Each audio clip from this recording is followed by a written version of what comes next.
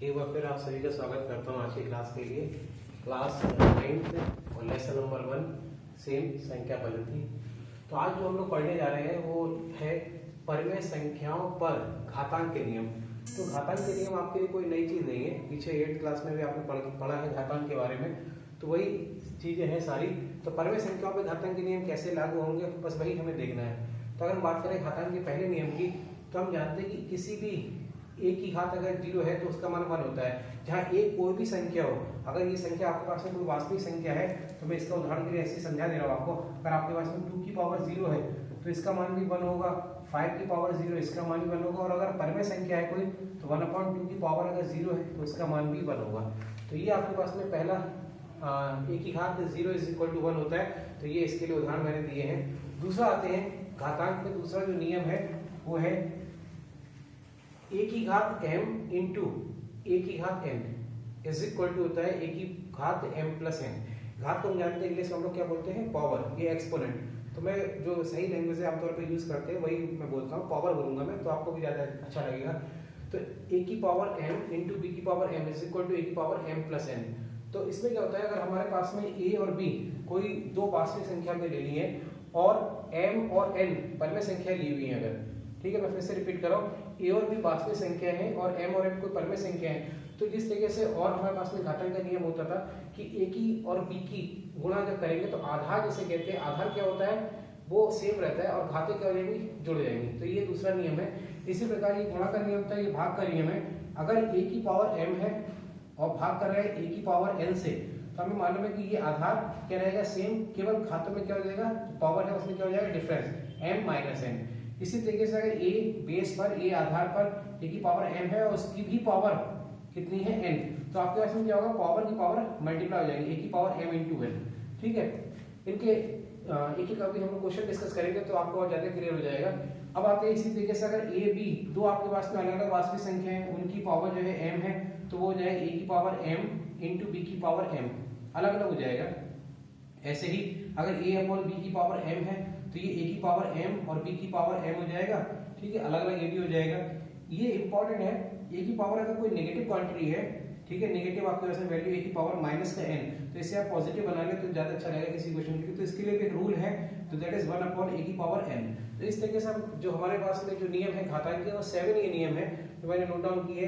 इन सभी को समझने के लिए मैं इनके लिए मैंने कुछ क्वेश्चन नोट कर रखे हैं, तो उन क्वेश्चनों को मैं सरल करते जाऊंगा जिससे कि आपके पास में घातांक के नियम अप्लाई होते जाएंगे। जैसे अब इस तरह आ जाइए, आप देखिए मैंने लिखा है यहाँ पर सरल कीजिए।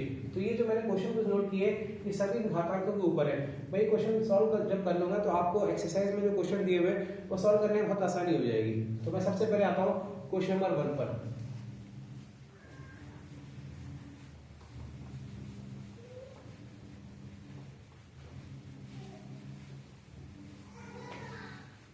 देखिए क्वेश्चन नंबर जो 1 आपके पास में दिया है वो है कि पहला क्वेश्चन है ये कि फर्स्ट पार्ट 2 की पावर 1/2 इंटू 5 की पावर 5/2, ये आपको इसमें दिया है।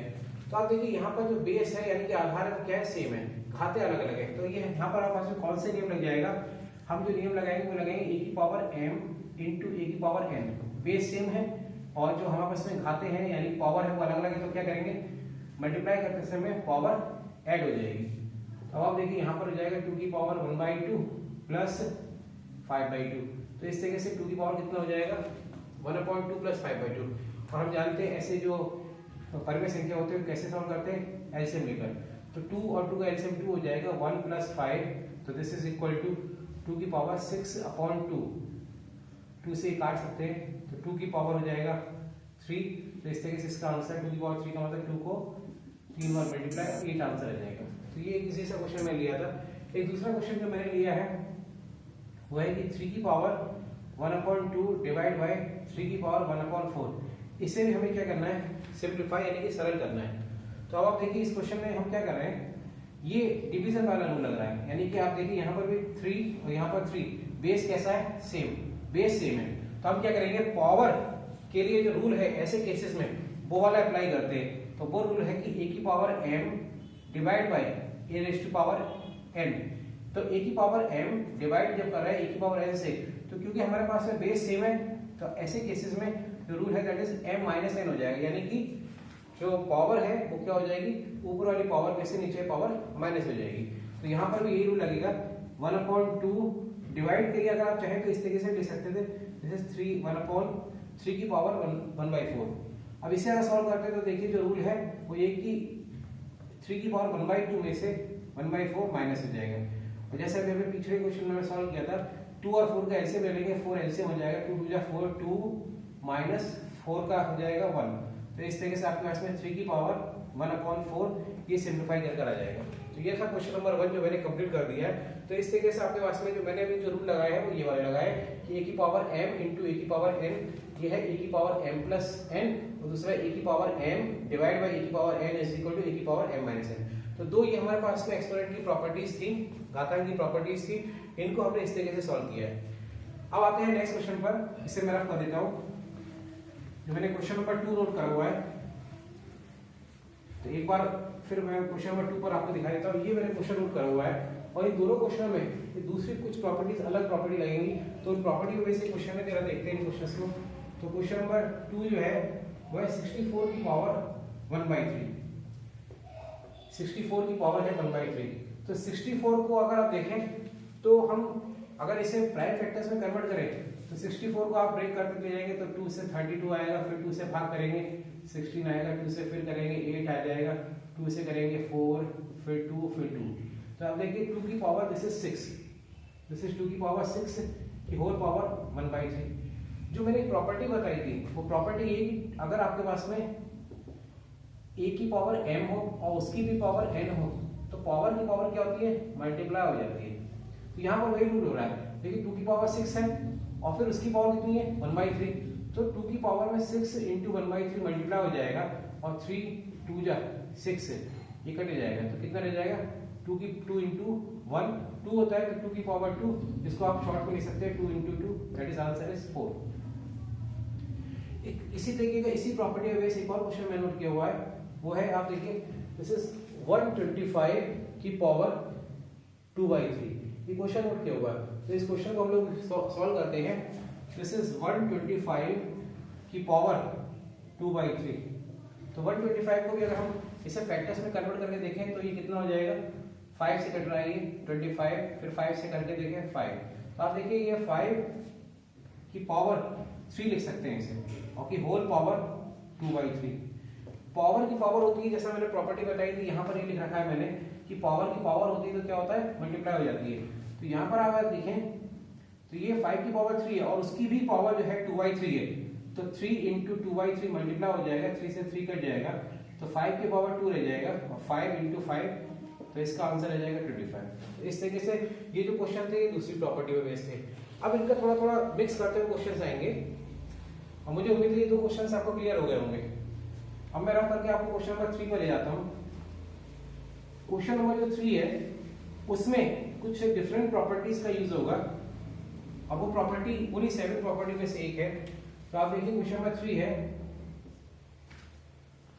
रूट में 4 की पावर -3, और यहाँ पर एक दूसरा क्वेश्चन नोट करा है, 25 की पावर -3/2 और इनटू क्यूब रूट ऑफ 16, ये इस तरीके से नोट करा हुआ है। तो जैसे फर्स्ट क्वेश्चन में नोट करता हूँ, रूट में 4 की पावर -3, तो 4 का रूट लिखा हुआ है, तो 4 का रूट हमें मालूम है वैसे 2 होता है, इसे 2 की पावर -3 हो जाएगा, ठीक है। तो 2 की पावर -3, और इसे आप कितने लिख सकते हैं, 2 की पावर -3 का मतलब हो जाएगा 1/2 की पावर 3, और 1/2 किसी की पावर जितनी टाइम्स होती है उतनी टाइम्स से मल्टीप्लाई करेंगे, तो 2 को 3 टाइम्स मल्टीप्लाई करेंगे तो कितना हो जाएगा 8। तो इस तरीके से इसका आंसर आ जाएगा दिस इज 1/8। एक सेकंड क्वेश्चन नोट करा हुआ है, दिस इज 25 की power -1/3 into cube root of 16, ये इस तरीके से नोट करा हुआ है। तो अब देखिए ये पावर नेगेटिव लिखी हुई है और ये क्यूब रूट लिखा हुआ है। क्यूब रूट का मतलब होता है जैसे अगर हमारे पास में nth रूट लिखा हुआ है किसी चीज का, तो इसे आप याद रखिएगा, किसी का nth रूट लिखा है तो a की पावर 1/n होता है। तो इस तरीके से क्यूब रूट मतलब 16 की पावर 1/3 हो जाएगा। तो पहले तो इसको ऐसे ही रख देते हैं, 25 की पावर -1/3 इंटू ये जो आपके पास में जैसे 16 की पावर 1/3। अब देखिए हमारे पास में क्या चीज मिल रहा है, एक रिजल्ट। अगर आप देखें तो यहाँ पर आपके पास में पावर कितनी है, नेगेटिव। तो एक मैंने प्रॉपर्टी बताई थी कि ए की पावर माइनस एन जो होता है 1/a की पावर n होता है। तो इसे हम ठीक कर लेते हैं, इसे लिख सकते हैं 1/25 की पावर 1/3 इंटू 16 की पावर 1/3। अब देखिए यहाँ पर 16 की बेस है, उसकी पावर भी 1/3 है, यहाँ पर 25 बेस है, उसकी पावर भी कितनी है 1/3। तो आपके पास में देखिए यहाँ पर आपके पास में बेस डिफरेंट है, पावर सेम है, ये वाला केस हो जाएगा। बेस डिफरेंट है, ए की पावर m और b की पावर m, बेस आपके पास में डिफरेंट है, पावर सेम है, तो a की पावर a अपॉन b की पावर हो जाएगा दिस इज m। तो इसे लिख सकते हैं 16/25 की होल पावर दिस इज 1/3। तो ये इस तरीके से सॉल्व किया जा सकता है और मुझे उम्मीद है कि ये थर्ड क्वेश्चन भी आपको क्लियर हो गया होगा। नेक्स्ट एक और क्वेश्चन पर आते हैं, क्वेश्चन नंबर 4 पर। तो ये एक्सपोनेंट का लॉ जो है वो किस तरीके से इंप्लीमेंट होगा, किस तरीके से अप्लाई होगा, कैसे हमें क्वेश्चंस में इस्तेमाल करना है, आप मुझे उम्मीद है कि समझ रहे होंगे। और इन्हें करने के बाद में आप एक्सरसाइज से क्वेश्चंस आराम से कर लेंगे। एक क्वेश्चन और मैं नोट कर हुआ है, दिस इज √5 की होल पावर -3 इंटू √2 की whole power -3। This is question number first. तो √5 किसी का रूट का मतलब होता है पावर 1/2। तो √5 और एक चीज पहले सबसे पहले एक चीज देखिए, दोनों का बेस डिफरेंट है, पावर सेम है। तो ऐसा करते हैं कि हम बेस को मल्टीप्लाई कर लेते हैं, √5 इंटू √2, दिस इज पावर हो जाएगी -3। तो √5 इंटू √2 हो जाएगा √10 की पावर -3। और अब आप देखिए जो मैंने एक्सपोनेंट का यहाँ पर पहले सबसे पहले डिस्कस करना चाहूंगा, यहाँ मैंने कौन सा रूल अप्लाई करा है कि a की पावर m इंटू अगर a की पावर b की पावर m होता है तो ये हो जाता है ab की पावर m। ये वाला हमने यहाँ पर अप्लाई करा था। अब आप यहाँ पर देखिए, यहाँ एक्सपोनेंट क्या हो रहा है, नेगेटिव।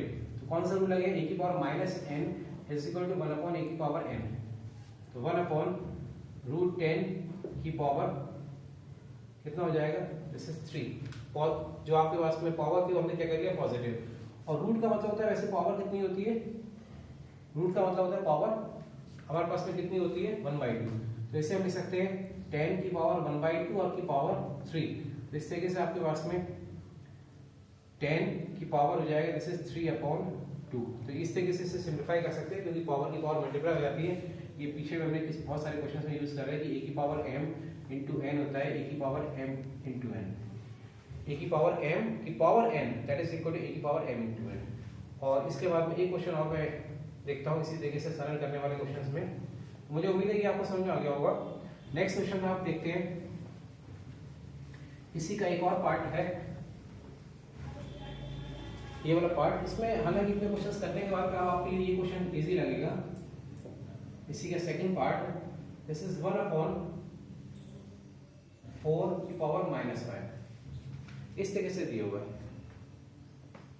तो इसमें आपके पास में अगर आप देखें तो रूल लगा हुआ पूरे के ऊपर, तो किसी पूरे के ऊपर रूल लगा हुआ तो इसे लिख सकते हैं दिस इज रूट, पूरे ऊपर रूल लगा है। तो आप चाहे तो सबसे पहले काम कर सकते हैं, रूट हटा लेते हैं। तो 4 की पावर -5 की होल पावर 1/2 पूरे ऊपर रूल लगने की वजह से। अब आप क्या कर सकते हैं, पावर है ये तो पावर की पावर हो रही है तो क्या करेंगे, सबसे पहले मल्टीप्लाई -5 की इंटू 1/2 से मल्टीप्लाई कर लेंगे तो ये हो जाएगा 1/4 की पावर -5/2।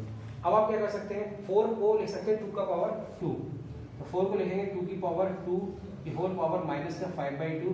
तो ये हो जाएगा 1/। अब आप देखिए पावर की पावर मल्टीप्लाई हो जाती है तो 2 की पावर 2 इंटू -5/2। और आप देखिए ये 2 से 2 कट जाएगा तो इससे 1/2 की पावर -5 और 1/2 की पावर 5। उसी रूल को यहाँ पर इस क्वेश्चन को हमने जो लिया है उसका पर्पस ये कि a की power -n is equal to 1/a की पावर n होता है, ये आपको बता चुके हैं। लेकिन किसी किसी क्वेश्चन में अगर ऐसा आ जाए a की पावर -n तो ये भी आपके पास में an हो जाएगा। तो इसीलिए यहाँ पर आपके पास में क्या हो जाएगा, ऊपर चली जाएगी पावर, पॉजिटिव हो जाएगी, 2 की पावर 5 हो जाएगा ये, जिसको आप लिख सकते हैं दैट इज इक्वल टू 2 को 5 पर मल्टीप्लाई करेंगे कितना आएगा 32। तो इस तरीके से एक क्वेश्चन एक्सपोनेंट्स के क्वेश्चन से। अब आप आते हैं कुछ एक्सपोनेंट के और क्वेश्चंस भी होते हैं जिसमें कि हमारे पास में x वगैरह का मान ज्ञात करना होता है। तो यहाँ पर आप देखिए ये इस तरीके से मैंने क्वेश्चन नोट कर रखे हैं कि 27 की पावर x है, 9/3 की पावर x है। ऐसे क्वेश्चन में या ऐसे क्वेश्चन में आपको x की वैल्यू निकालनी है, x का मान निकालना है। ऐसे क्वेश्चन में अगर हमें एक्स का मान निकालना होगा, तो इनमें भी एक्सपोनेंट का ही लॉ लगाने हैं। तो अगर फिर फर्स्ट क्वेश्चन की बात करें तो फर्स्ट क्वेश्चन में आप देखिए 27 की पावर x है और यहाँ पर है फिर 9/3 की पावर x है। तो पहले तो सब एक काम करते हैं, x वाले टर्म से जिसकी वैल्यू निकालनी है उसको हम एक तरफ कर लेते हैं और जो कांस्टेंट टर्म है वो एक तरफ कर लेते हैं। तो 27x इंटू 3 की पावर x हो जाएगा, तो ये 9। 27 को अगर बात करें तो इससे क्या 3 की पावर 3 लिख सकते हैं और 3 की पावर x ऐसे ही रहेगा। अब अगर आप देखें तो 3 की पावर मल्टीप्लाई हो जाती है, तो 3 की पावर x और इंटू 3 की पावर x ऐसे ही रहा हमारे पास में। तो ये टोटल कितना होगा, 3 की power 3x plus x that is equal to 9। तो 3 की टोटल पावर आपके पास में हो जाएगी 3 की power 4x is equal to 9 को। अब यहाँ अगर बात करें तो इसे लिख सकते हैं 3 की पावर 2। 9 3 का स्क्वायर होता है। दोनों तरफ कंपेयर कर रहे हैं, तुलना करने पर, दोनों तरफ तुलना करने पर, दोनों ओर तुलना कर रहे हैं, तो दोनों ओर तुलना करने पर आप देखिए यहाँ पर 3 बेस है, पावर कितनी है 4x और यहाँ पर बेस कितना है 2, वो बेस है 3, पावर कितनी है 2। क्योंकि बेस सेम है और रिजल्ट हमारे पास में सेम आ रहा है, इक्वल आ रहा है, तो ये तभी होगा जब हमारे पास में पावर भी सेम होगी। तो इस तरीके से 4x की वैल्यू 2 के इक्वल होगी, तभी हमारे पास में इक्वल हो सकते हैं। तो x की वैल्यू हो जाएगी 2/4, जिसे हम सिंप्लीफाई करेंगे तो ये हो जाएगी 1/2। इसके मुझे लग रहा है ये चीज क्लियर हो गई आपको किस तरीके से हमारे पास में x की वैल्यू यूज करनी है आएंगी।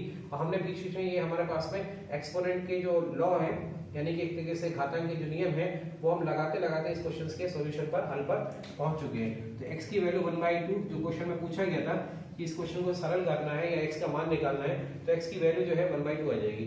एक और क्वेश्चन पर हम आते हैं, तो वो और दूसरा देखते हैं उसमें किस तरीके से उसे हल कराया जाएगा। तो एक क्वेश्चन और है, वो सेकंड पार्ट इसका लिया है मैंने। तो ये है 5 की पावर x माइनस 2 इंटू 3 की power 2x minus 3 is equal to 135। तो ये भी एक तरीके से ऐसा ही क्वेश्चन है कि आपको x का मान निकालना है, x की वैल्यू निकालनी है। तो सबसे पहले क्या करेंगे, 135 को जरा फैक्टर कर लेते हैं। तो इसे लिख सकते हैं, आप देखिए ये 3 से कट रहा है, 3 4 जा 12 और बचा फिर 1 और 5, 3 5 जा 15, फिर कट जाएगा 3 से 15, फिर 3 से कट जाएगा 5। तो आप देखिए ये जो वैल्यू है 135, ये आपके पास में 3 का और 5 का मल्टीपल की फॉर्म में आ गई है, गुणक के रूप में आ गई है। तो 3 बार गुणा हो रही है 3 की और 5 की गुणा केवल एक बार हो रही है। अब देखिए दोनों तरफ अगर आप ध्यान से देखें तो ये भी 5 के आधार है, यहाँ पर बेस है, यहाँ भी 5 बेस है, यहाँ 3 है। 5 और 3 के अलावा दोनों तरफ कुछ नहीं है, केवल दोनों में 5 और 3 ही बेस है। तो जब बेस आपके पास में सेम है दोनों तरफ, तो आपके पास में क्या होनी चाहिए, घात भी सेम होनी चाहिए, तभी रिजल्ट क्या आएगा, इक्वल। तो 2x minus 3 should be equal to, आप देखिए 3 की पावर हमारे पास में यहाँ पर 2x माइनस 3 है और यहाँ पर कितनी है 3, दोनों इक्वल होनी चाहिए। तो 2x इज इक्वल टू 6। तो x की वैल्यू 6 कैसे हो जाएगी, 3 इधर चला जाएगा प्लस का, तो 3 + 3 6 हो जाएगा। तो 6/2 ये वैल्यू सॉल्व हो जाएगी। तो x की वैल्यू कितनी आ जाएगी 3। अब x की वैल्यू 3 आ गई है, अगर यही हमारे पास में यहाँ भी सेटिस्फाई हो रही होगी तो हमारा x की वैल्यू 3 है, क्योंकि एक इक्वेशंस के लिए, इस तरह के इक्वेशंस के लिए x का जो मान आता है वो हमेशा कैसा आता है, कांस्टेंट, यानी कि यूनिक आएगा, एक ही मान आएगा, x के दो अलग अलग मान नहीं होंगे। तो अब यहाँ से देखते हैं, तुलना करते हैं। तो x - 2 है यहाँ पर पावर में और यहाँ पर पावर कुछ नहीं, तो इसकी पावर 1 है। तो x की वैल्यू देखिए यहाँ पर 1 + 2, ये भी 3 हो गई। तो दोनों क्वेश्चंस, दोनों आपके पास में जो रिलेशन निकल रहे थे उसमें क्योंकि x की वैल्यू 3 कांस्टेंट आ रही है, दोनों में सेम आ रही है, तो इसीलिए आपका जो सॉल्यूशन है इसका, अगर इसके सॉल्यूशन की बात करें तो इसका सॉल्यूशन ये माना जाएगा कि x = 3।